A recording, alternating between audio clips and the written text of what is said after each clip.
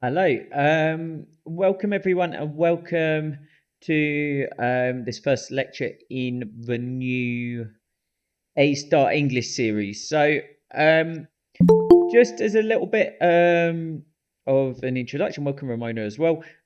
Just to explain how this will work. So, it's an 8 class or next 8 lecture series, and they will be at this time, so every Thursday at 8:30. I know that's one in the middle of the series. I've had to move the date. The dates are all on the A Star site. I will try to remind a week before as well. I can't remember the exact date of it, but it's in about 2 or 3 weeks' time. It will be a different day, but in general, it will be this slot weekly. And how the course will work over the 8 lectures. Well, the first class today, we're just going to go through an introduction to the exam. So we're going to go through a bit of an overview of what the exam entails and what each of the individual questions entails as well. And then next week we will have a bit of a general look. Welcome face you as well.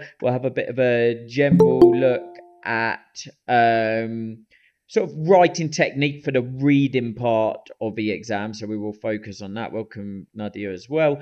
And then from class 3, lecture 3 to the final one, we will go through the exam in detail using a past paper from question 1 all the way through to the options for question 6. To say as well, each of these lectures are being recorded, so this is being recorded today, as will the others, and I will set up shortly a playlist that should be set up before week 2 where all of these classes will be uploaded. This will also get put onto the A Star site where you can currently find previous run-ins of the series as well if you want to go ahead, or if you've got your exam coming up, or you just want to see a different version of the same lecture.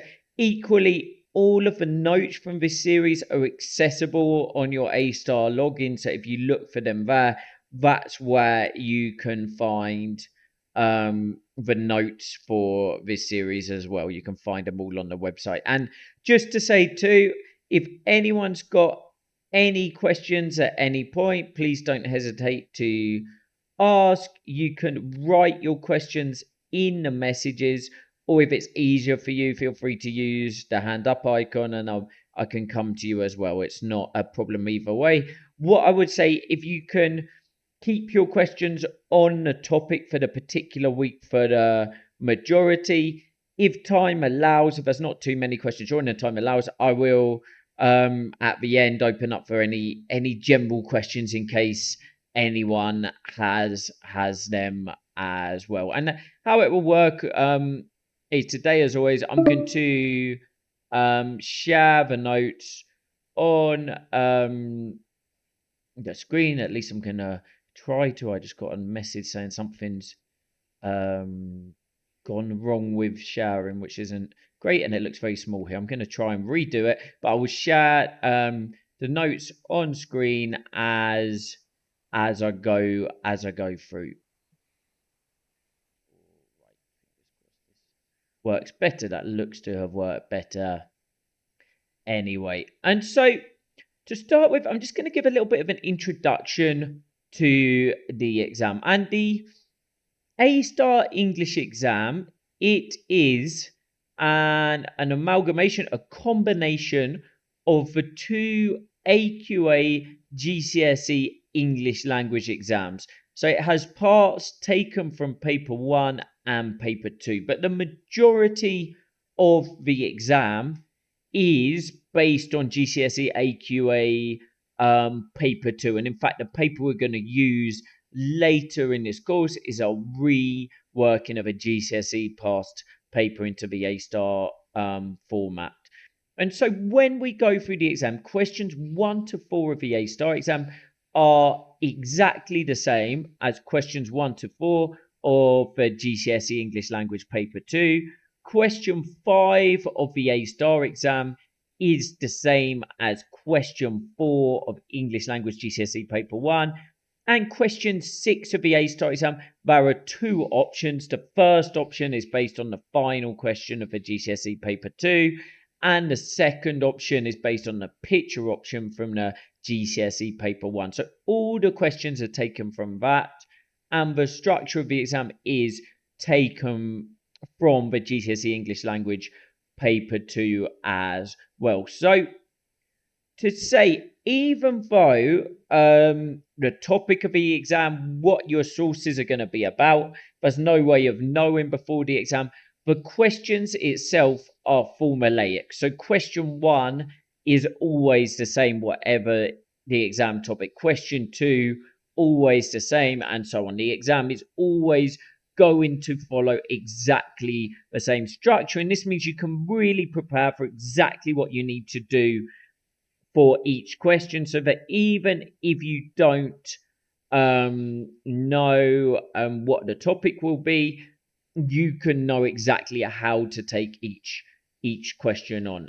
Now, the exam is a 2 hours and 10 minutes paper, and really we think of it as sort of two parts: question 1 to 5 as one part, question 6 as another part, question 1 to 5 being the reading part, and question 6 being the writing part. Welcome, Khadija, as well. And so that doesn't mean they're separate exams. To be clear, it is one exam, but it's got the two different areas to it. And generally, for part A, the reading exam, you will be given two sources to read for these questions. And the sources, they will be on exactly the same topic. So the topic can be wide ranging. There's no way to really revise the topic in the hope something comes up, because it can be as random of anything to mountain climbing, to elephants, to parenting, to surfing. All of these are topics which have come up in the past. So the topic will be random, but what you do know is both sources will be non-fiction. So don't worry about poetry, fiction, stories, anything like that. That doesn't come up in the exam. They will be non-fiction and on the same topic. And the articles can be from any time from the 19th century up to now. So what that means generally is, but you'll get source A will tend to be a more modern source. Sort of history from my private students tells me it often seems to be sort of a Guardian or an Observer article, whereas source B will often be something from the 19th century, a Victorian piece of writing on the same topic. Well, the 5 questions in part A of the exam add up to 60 marks in total, with them going up by 4 marks each question. The 2 options for part B, you just do one of the 2, is the writing exam, and this will either be a more argumentative or a more descriptive piece of writing, and this will be for 40 marks, which will be split between 24 for content and 16 for technical accuracy, for spelling, punctuation, and grammar. And so we recommend around an hour 25 on the reading part of the exam, around 45 minutes on the writing part, but this doesn't have to be exact. However, obviously, really, really important you give yourself enough time for the part B, for the writing question, as it's such a key part of the exam. Now, in terms of marks, there's 100 marks in total, so 1 mark equals 1%. And in order to achieve a grade 4, which most of you will need, and most of you, I imagine, will be doing this course because you want to get onto a PGCE, most of you will need a grade 4, and that works out as 48 marks or 48%. For the odd one of you, for example, some of you maybe have got a conditional place at University College London, UCL, you'd need a grade 5, which I believe is 55%, so 55 marks. But yeah, you can think of as marks and percent as interchangeable in this exam, as 1 mark is 1%. Okay, now the mark scheme in the exam, it all builds on each other, and different questions within the exam test different bits of the mark scheme. So the first skill, known as A01, is the part of a mark scheme for question 1 and question 2 of the exam. And it has two parts of it. Part A is relevant for question 1. Part B is only relevant for question 2. So question 2 involves both parts of these. So for AO1, it says A, you need to identify and interpret explicit and implicit information and ideas. So to separate what it means by this, explicit information is what something says. Implicit information is what we can imply, what we can read between the lines, what we can infer. So for example, a text, it could say, John has 5 cars. And so the explicit information is saying that John has 5 cars. That literally is the explicit information. But the implicit information, what we can read between the lines, is that John is rich, because someone to have 5 cars, you have to have a lot of disposable income. We can infer from this that John is likely very wealthy. Now, of course, implicit information isn't proven, but it's a logical inference from the information we are given. So questions 1, it will test your ability with that. Question 2 as well. And part B of AO1 is to select and synthesize evidence from different texts. And this just means to give quotations. And actually, this part B is true for question 2, question 3, question 4, and question 5. So for question 2 to 5 of the exam, every time you make a point, you need to back it up with evidence from the text in the form of quotations. Just Eleanor's asked here, could you give those 2 examples again for explicit, implicit, and explicit information? I'll come to you afterwards, Visionary Maths. I'm just going to come to Elena first. So explicit is what something says. Implicit is what we can read between the lines. So I'm just going to put this in the chat. So say the sentence is John has 5 cars. Explicit information is literally that, equals he has 5 cars. It's what it says. We can be certain of that from it. Implicit information is what we can potentially read between the lines. So John is rich. It's not something proven, but if someone's got so many cars, they are very likely to be very wealthy as well. And just coming to your question, Visionary Maths, feel free to put your mic on.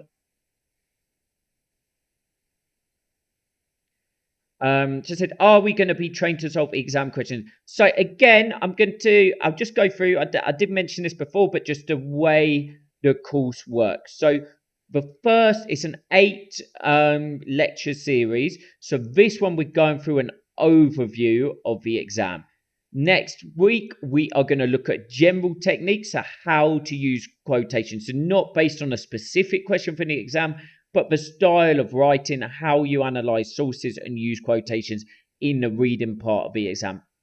And then from lecture 3 to lecture 8, we will go through each of the questions individually. So going through what you need to do on every question of the exam, and we will go through tips for the questions as well as indicative standard responses for each of the questions as well.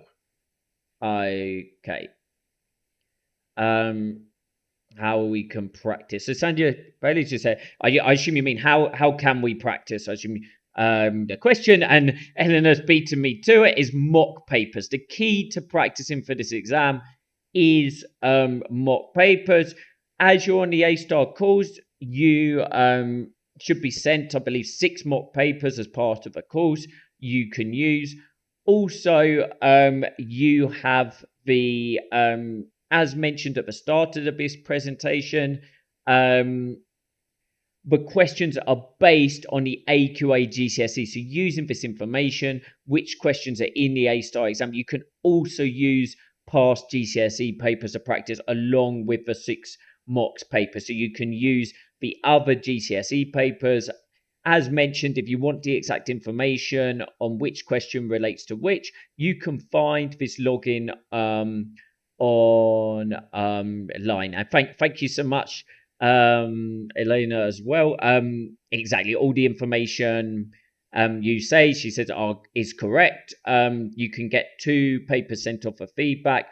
You can get a lot from 6 papers, but you can get all of these additional papers online as well. And exactly how many papers you will need to practice, to be honest, there's not a right or wrong on this. It's going to depend on your level of English coming in, on your ability with these sorts of questions as well. For some people can get ready very quickly. Some people it will take a little bit more practice. We generally think of about an average. It takes people around 100 hours to practice for the exam, but I think some students can do it a lot quicker. Others, if your English is at quite a less developed level, you may have to do some more general practice as well to build that up.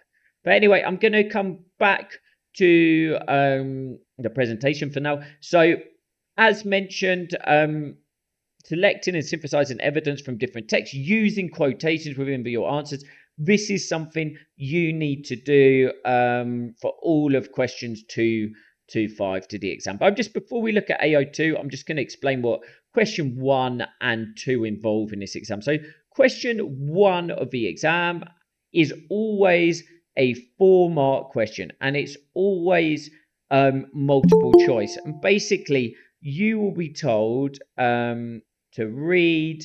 Welcome, Alex, as well. You will be told to read a small part of one text, probably the first few lines of Source A, and you will be given 8 options, and you need to say which 4 are true by using the explicit or the implicit information. So some of the it will directly say them or directly say something which shows them to be false. But equally, there may be 1 or 2 where you need to use implicit information. You need to sort of infer from the information in order to know which are true. And we are going to look at an example for question 1 and tips for it in class number 3. Then question number 2, the other one which involves AO1, is an 8-mark question. So in the reading part of the exam, sorry, I think we've got 2 questions here, or one maybe from earlier, but Elena or Visionary Maths, either of you feel free to go for it. Put your mic on. Oh yeah, just curious to find out how strong are they on the marking of like spelling and grammar and things like that? I know grammar is one of those important ones, but it's more to do with the spelling side and kind of like the paragraphing and the whole kind of structure of how it's written. How important is that to go towards those marks? So I would say in terms of directly for spelling, punctuation and grammar, it plays into 20% of the marks on the reading part of the exam and then 40% on the writing exam. So it's more directly involved in the marks for question 6, but it still does play in for 20%. However, I would say quality of writing does come into it. So writing clear paragraphs, having sort of flow between your writing, all of that is going to help you with your marks. And this we'll touch on a lot as we go through the course when it comes to passing the exam, getting into the passing marks. I would say clarity is the most important things. And so, of course, anything in terms of grammar which helps with that is going to help with clarity. But at the same time, if you're writing in a way the examiner can follow and understand your answers and it's clear enough, then even if you have some spelling errors, you can still easily do enough to pass. And the other thing I would say is that in terms of the spelling, punctuation and grammar marks, it is, in my opinion, it's reasonably generous. As an understanding, people are always going to make mistakes during the exam. And also the vast majority of people in this class now and doing the exam will be second language English, which means, of course, people are going to make mistakes, Dab. So as long as you're clear enough, but your work can follow along, and but your answer flows in full sentences, then you will have get the potential to pass if you have the content there. Okay, Okay, well, and will welcome you, Camilla as when well. in terms of the kind of the questions, I know we're going through those questions in from week 2 or week 3 onwards. Will you kind of explain the breakdown of what needs to be included to kind of target those marks, such as the whys and the explanations, like the that sort of. Yeah, exactly. So again, exactly that's how the course will work. So Right. today is just the overview of the structure, because it's to help, once you've got a feel for the exact sort of structure of the exam, the basics of what the exam entails, giving the outline. Then we'll look at sort of general writing in class 2, but then we'll look at the specifics of what is expected for each question from class 3 onwards. Okay, fine, perfect. Thank you. Yeah, no problem at all. No problem. Okay, so we'll carry on. So we're talking about question 2 here. And question 2, again, we're going to look at this in detail in class number 3, but it's an 8-mark question, and it will be the first.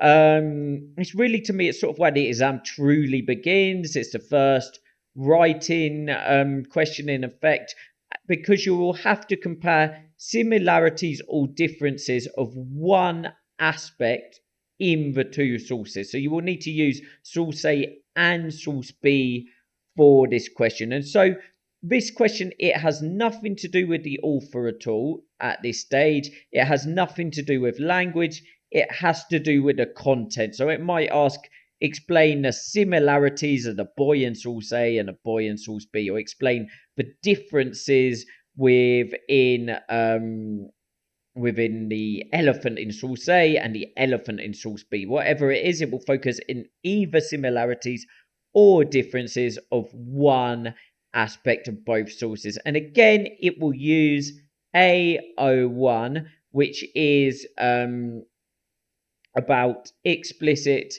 and implicit information. So you will need to use quotations showing what is similar or what is different, but you will also need to infer why these similarities and differences exist. And within this question, as said, you'll need to provide evidence in the form of quotations.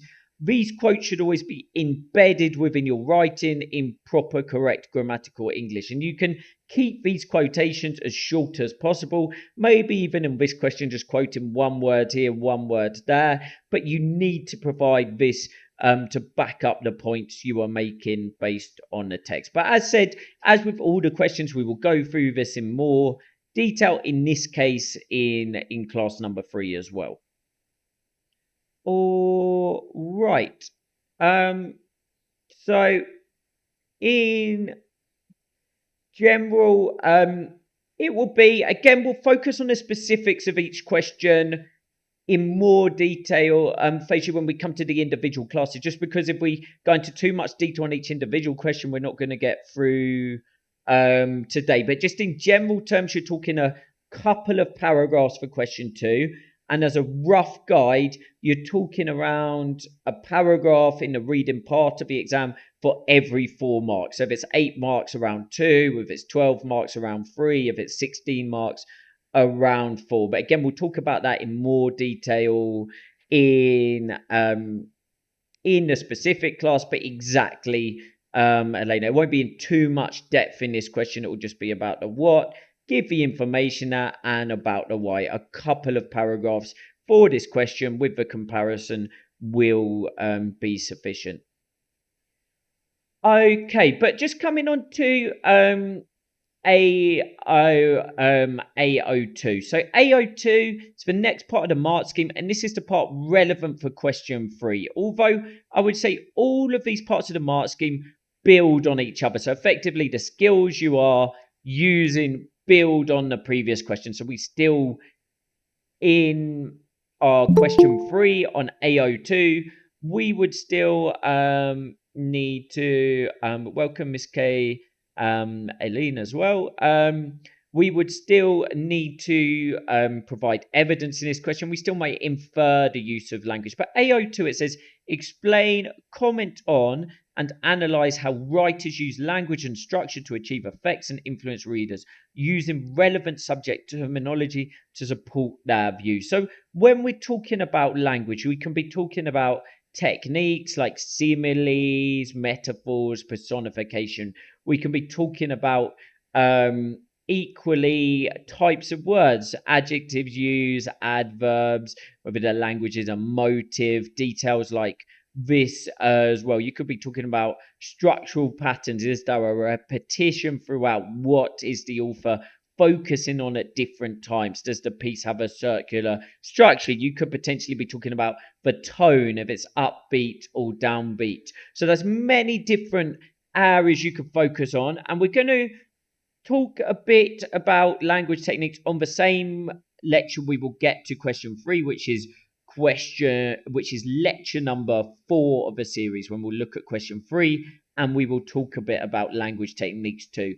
What I would say with terminology for this course, you don't need to know everything. There's a lot of terminology within English, but it's important to know a few things well, and so to be confident with some terminology, as you will need it not just for question 3 but for question 4 and for question 5 as well. And so in terms of what question 3 will involve, it is a 12-mark question. I said the reading part of the exam, it goes up in 4 marks each time, and question 3 will always focus on one paragraph of one source. It will focus on one part of one source, and it will focus on the writer's language, on that technique. So we'll say, how did the writer use language, or how does the writer use language to do something, or to get that message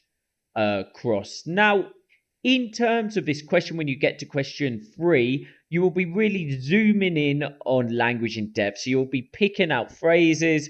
Ideally, you'll be able to say if a phrase is a certain technique, so it's a simile or a metaphor or what it is, and you will analyze the language within that phrase in depth, zooming in on the meanings of the language, zooming in on the individual words as well, to extrapolate the effect of that language on the reader. Why has the author used the language how they have, and how does it affect the reader? So again, we will look into this more thoroughly in class number 4. Okay, so the next part of the mark scheme, which comes in for question number 4, is AO3. And AO3 is to compare writers' ideas and perspectives, as well as how they are conveyed across 2 or more texts. So in other words, it's what does the writer think, but also how do they get that message across. And I would say questions 4 and question 5 of the exam, AO3 and AO4, are often the 2 most challenging. For me, if anything, question 4 of the exam is the hardest on the exam, because you really need to get into the sources in depth, thinking about what the message of the authors are and how they portray it. Again, focusing on the language or the structure, the tone, everything else we have talked about in AO2. So it is, sorry, there's just a repetitive page here in this, but it is a 16-mark question.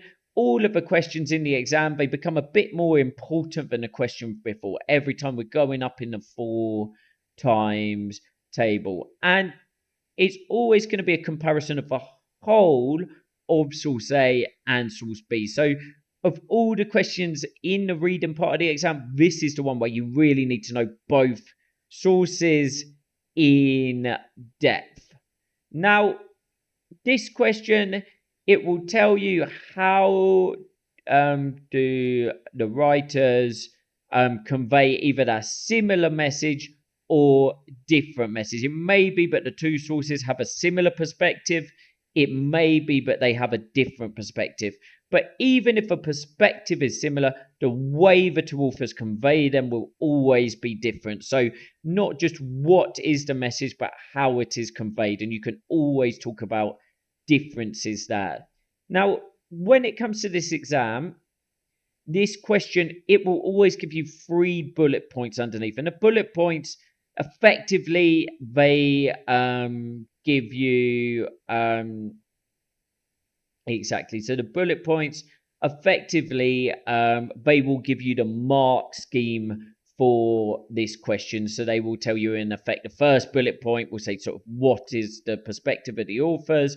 The second will say how do they convey that perspective. The third one will say to include evidence, to include quotations as well. And so you will need to focus on all of this. It's 60 marks. So you want to develop a large part on all of this, possibly writing around 4 paragraphs in total. And in terms of Elena saying, would you recommend to compare 2 elements of a source or more? So they give you the information they want you to compare. So exactly, it will say compare the author's perspective on, and it will say what you're comparing this perspective on. However, for question 4, the on will always be the main theme of the sources. So you're really looking at the sources as a whole for this. And there may be different aspects within the source you can compare. So, for example, a past paper I used, sometimes it says compare, it's to do with schools, and it's to say compare the 2 authors' perspectives of the school. So you could compare the perspectives on the surroundings of the school, the environment it's in, on the school itself, on the behavior of the pupils. You could potentially focus on many different aspects, but you could equally focus on what is causing them to have that perspective. So often on this question, you get a blurb. Well, you always get with the sources, you get a blurb at the top who tells you who is writing, when they are writing, who they are writing to. So perhaps the perspective of a modern author will be very different to one of a 19th century author because they are in different societies, and they're going to be products of the societies they live in. So you can compare what is influencing perspective as well, and also to compare the techniques. And maybe one author will use more figurative techniques, as similes, metaphors, descriptive detail, emotive language. The other writer may have a more factual style of writing, so include facts and figures, not include any emotion or anything like that. So these are things you can compare to. So it's quite wide open what you can compare, but just like question 2, you won't be able to compare everything because of the time available. I would say one of the most challenging things about this exam is the time available in order to do it. So it means on certain questions like this, you do have to make some sacrifices. You could potentially write a lot more than you'd have the time to write, but really, really important given the size of each question, but you still finish the exam. So you won't be able to compare absolutely everything it would be possible to compare for that reason. But again, we will look at question 4 in detail in class number 5. And I will say to everyone on this course, by the way, because I'm conscious we are in July. I know a lot of you will be looking to get your qualification in order to have a place on a course starting in September. So you may have your exam coming up soon. You may be in a bit of a race against time. If you've, say, got your exam in 4 weeks and you're worried, but you won't have the whole course, you can watch the previous run-ins of a course. You can watch previous versions. They've been uploaded and you can get them online. So you can jump ahead if you need to look at later classes in the series if you want to focus on specific questions there. Okay, well, the final part of the mark scheme for the reading part of the exam is A04, which is to evaluate text critically and support this with appropriate textual references. And this refers directly to question number 5 of the exam, which is a little bit different to all the questions which precede it. As mentioned before, whereas the first 4 questions of the exam are exactly the same as the AQA GCSE English Language Paper 2, question 5 is taken from the Paper 1. And Paper 1 of the GCSE is a little bit different from the A-star exam because the source is fictional, whereas in the A-star exam, you will be dealing with non-fictional sources. However, the mark scheme for Paper 1 GCSE for the A-star exam is exactly the same, and the skills you use are exactly the same. So you can still use question 4 from the GCSE Paper 1 to practice, and it will be extremely useful, even if there's a slight difference in the type of source you will be using. Now, how this question will work is you will be given a quote from a reader of the text. So they will give an opinion on a couple of bits of the text, and you need to either agree or disagree with the opinion. So there is a subjective element to this question. Subjective meaning it's possible to 100% agree theoretically or 100% disagree theoretically and gain 20 out of 20. However, whatever your opinion is, you need to whatever the opinion is, you need to justify it from the text. You need to justify it from the text. So in other words, you need to provide evidence from the text to back up your opinion. It can be what the text says, but also how the author says it as well. So this question will always focus on about half of one of the text, and you really need to be able to analyze it critically, analyze it in detail, so that you can strongly justify why you either agree, disagree, or often partially agree with the student's statement. But we will look at this again in full detail in class number 6 of the series. Now, just like question number 4, you will be given bullet points to guide you. These bullet points effectively just remind you what the mark scheme is. And for all of questions 2, 3, 4, and 5, remember, every time you make a point, you need to back this up with evidence. And we're going to look at how to use in quotations, how to embed them in your answers in our next class next week. Now, just you've got a question here. Thank you, Elena. What does AO signify? I was going to be honest and say I didn't know, but Elena's beat me to it. I was just racking my brain for this one, but it's assessment objective. But what it effectively means, assessment objective, it's the different parts of the mark scheme. So it's just a part of a mark scheme which relates to skills you are being assessed on for each individual question. All right. Okay. Now, so that's the reading part of the exam. So now we're going to just talk a little bit about the writing part of the exam as well. And the writing part of the exam, as said, you will be given 2 options. And on the surface, the options look very different, and in some ways they are very different. You will either be given a picture you need to write a descriptive piece of writing about, or you will be given a statement which you need to write an argumentative piece of writing about in the form of either a article, a letter, or a speech. But while they look very different, actually the mark scheme, the sort of things the examiner is looking for, is the same. It's just the way you will get the marks may adapt. And as mentioned, it's a 40-mark question. So as 48 marks is a passing grade if you need a grade 4, it is the key question to the exam. In fact, when we get to the end of the exam, when we get to the end of a course, I will talk a little bit about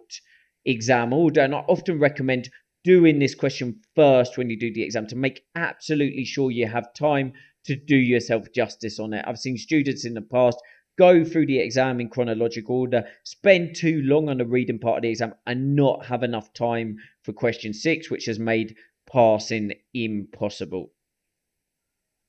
Well, the mark scheme for this question, as I said, has two parts, AO5 and AO6. So AO5 is all about content and organization. So it has to communicate clearly, effectively, and imaginatively, selecting and adapting tone, style, and register for different forms, purposes, and audiences. So taking into account what the task tells you to do. Now, if you do option 6B, which is the descriptive writing, the style and tone won't change too much from one exam to the next. But if you do 6A, which can be an article, but could be a broadsheet, it could be a blog, it could be a letter or a speech as well, although they don't tend to come up as often in A star.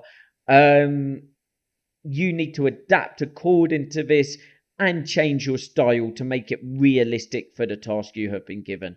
But also part B for this, you've got organization, information, and ideas using structural and grammatical features to support coherence and cohesion of text. So coherence and cohesion, it means that the text all follows along. So really important for question 6, that it reads as one structured, planned out, put together piece of work rather than lots of sort of separated, disparate ideas. It's important for this question you use discourse markers. These are also known as connectors, words to link your ideas together. And this actually, as I mentioned to Elena earlier, this does help in all questions in the exam. I do think it's important throughout, as clarity is such a key thing to getting a passing grade, and these connectors make your answers clear. However, it's particularly important, it's explicitly in the mark scheme for this question. Welcome, Zeroing as well.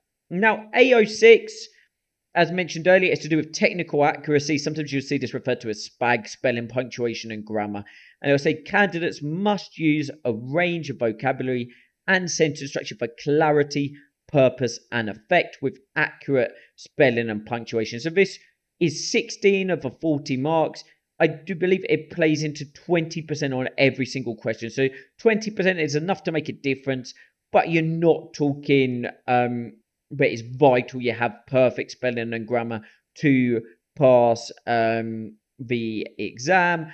Overall, you're talking, 28 marks throughout the exam, so that's 72 for other things if my quick math stat is correct. So what that means, it plays an important part, but the most important thing is, but your spelling, your grammar is clear enough, but the examiner can always understand the points you're making, but you show at least some variation and sophistication in your language. But I would always say for this, I know many of you will be second language English and it can be quite intimidating, is to try to push your spelling, try to push your vocabulary, try to push your grammar to the limit of your level, but don't try to push it beyond. Don't start using very fancy words you don't fully understand, or trying to write really long, elaborate sentences which lose all meaning because the grammar has problems. It's a mixed mark scheme of accuracy and sophistication. So you want to push the sophistication as far as you can without losing the accuracy element. Okay, so question 6A, as mentioned, both of these 40 marks, it will be your opportunity to present your own opinion on a statement. And you will be given a statement, but links to the topic in part A of the exam, but not directly. Generally, I would say the statements will be a little bit more general than the topics in part A to give you a chance. And you will need to write either an article. Technically, in the mark scheme, it could be a letter, an article, a leaflet, a speech, or an essay. I have never seen a leaflet, not even in the GCSE, so it's exceedingly unlikely that comes up. An essay as well, I've never seen. In terms of the A-star exam, to be honest, it's always historically with my students been an article, but that's not to say it won't be a letter or a speech in the future, so it's good to prepare for a different one of these if you're planning to do 6A, and you will be asked to explain, instruct, advise, argue, or persuade. So lots of these are similar, but it might subtly change your task. The verb, it tells you what you need to do in regards to the statement. Now, if you do question 6A, You will be being assessed on your ability to construct an argument or your ability to construct whatever the format is, not on your knowledge of the subjects. Don't feel you have to revise loads of subjects in case they come up. Hopefully it'll be something you at least have a bit of knowledge or a bit of opinion on, and then after that it will be your ability to construct an argument, not your knowledge of the opinion of the statement, nor what your opinion is. There's not a right or a wrong opinion for these questions. You can agree or disagree. Okay, so Elaine's just said here, what would you say it's easier to get your points across, marks for A or B? Now, I would say personally for me, as adults and particularly, and I don't know if this applies to you, because you, at least when you had your mic on, you sounded first language English, so I assume you are first language, but particularly when it comes to second language students. Sorry, you've got your hand up. Go for it, Elena, if you like. Yeah, no, you're right in saying I am English is my first language. So it's more of a case of what I'm trying to gauge is which one would you say is easier to, basically which one's easier to do to get, one, your point across, and secondly to get those marks, because my weakness is I go off on a tandem. So it's finding out which one is going to be, you know, more explicit for myself. Yeah, okay, so I would say it, with the caveat that it does depend on a student. I would say, and I realize this doesn't apply to you, but I will mention it as we're here.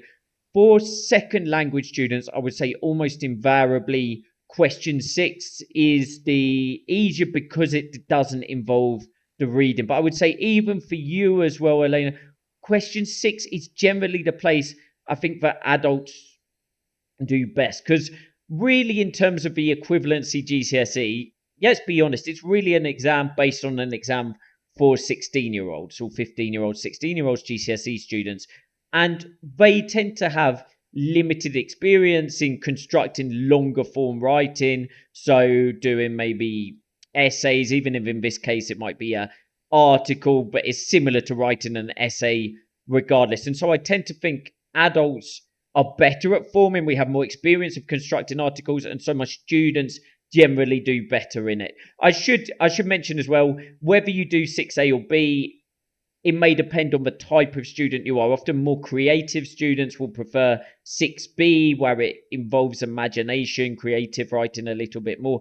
But regardless, I would say question 6 for me is the key for most students for passing this exam. I would say there's 2 huge keys: maximizing question 6, but making sure you finish the exam. Because I know you said there, Elena, you can tend to go off on long pieces of writing, and I suspect your challenge may be saying too much rather than too little. So it will be learning to have the discipline to get off the question in the time available to make sure that you have finished the exam, because every question has a large amount of marks for it. It's really important to finish the exam. And I would say for everyone, as we go through the course, or as you go through the course, I would say there is 2 parts to learning for the exam.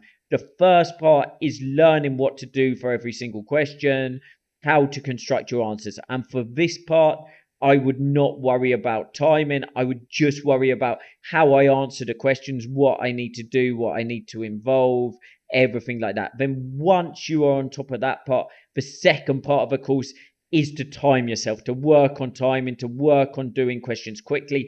And it may be, but you have to sacrifice some quality at that stage in order to finish, because none of us would ever write a university thesis in 2 hours and 10 minutes. We're never going to write things perfectly in that time. So occasionally we do have to sacrifice a little bit of depth on certain questions in order to finish the exam. But I would say question 6 undoubtedly for me is the best opportunity for marks in the paper.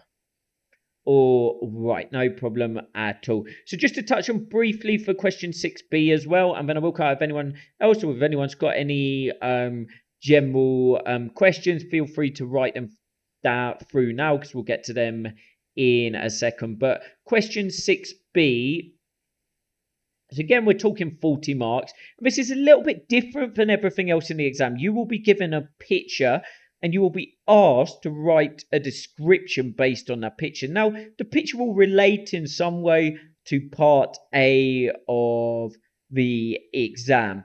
But in effect, you will be asked to write a story, a fictional piece of writing. However, the focus should be on description, so not on plot. What I would say is you don't want to introduce complicated plot. You don't want to introduce multiple characters. You can either place yourself in the picture or be observing it, but don't include dialogue or anything like that because it's nothing to do with description. Always use descriptive detail of what you can see in a picture, but you can take it beyond the picture as well and using lots of sensory details. So not only what you can see, but what you could hear, what you could feel, what you could taste, what you could touch, and any emotions as well. Description of all of these elements. And we will look at question 6A and question 6 in general in class 7. In class 8, we will look at question 6B, and we will also discuss the pluses and minuses of doing 6A or 6B. But as a general rule, I tend to find that people who are looking to do that PGCE to do more creative subjects, so people maybe from an artistic background or a music background, potentially primary teachers, tend to prefer the descriptive writing, tend to prefer 6B. On the other hand, people who are looking to get into a more mathematical, scientific practice prefers the structural element of question 6A. So there's no right or wrong in this, and equally you can prepare for both or completely put your eggs in one basket and focus on one. It's what you feel more comfortable with and what works for you. There's not a right or wrong in this area. Okay, so that takes us to the end of the main area today. I'll just come to these couple of questions in a sec. I can see come through. But just to say, so next week we will focus, as I said, on technique for the reading part of the exam, and then we will start going through a past paper in detail over the rest of the course. So, Sandias said, how do you start the description, or how to start the description? The first line. So there's a number of different ways you could do it. I find one successful way you can do it is potentially starting with a rhetorical question and then starting with sort of a description of the world in the picture. I tend to think it's easier to do if you write in the first person, so you place yourself within the picture, describing what's around, and then describing beyond as well. And then if you start with a rhetorical question, you can almost come back to it and answer it at the end of your description. But we'll really go into it in depth in the final class of the course. Equally, I would say in terms of the exact ways, exact structures for question 6, I don't give sample answer for them when we go to them. And the reason for that is because originality is rewarded. And the vast majority of students who are doing the A-star exam come through this course. So you wouldn't start the description with, in my opinion, because as I say, effectively you'd be writing a story. So say you had a picture, let's say, of someone lying depressed on a bed, and you could say something like, how did I end up here? Just as a rhetorical question at the start, and then move into a second paragraph like, I looked around, and then going on to describe the room you are in and the emotions you are feeling and everything like that. Or say you had a picture of a hot air balloon, you could place yourself inside and say, so what a joy seeing the world from above, and then go into the description around it, anything like that. Okay. All right. Well, any other questions at all before I finish for today?